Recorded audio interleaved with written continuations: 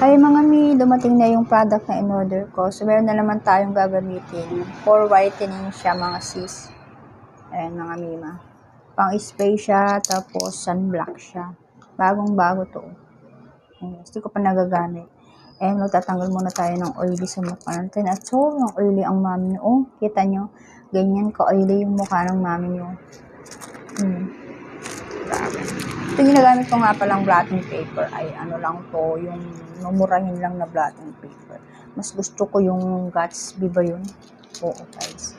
Ito gagawin din natin ng review to mga mima. Ito.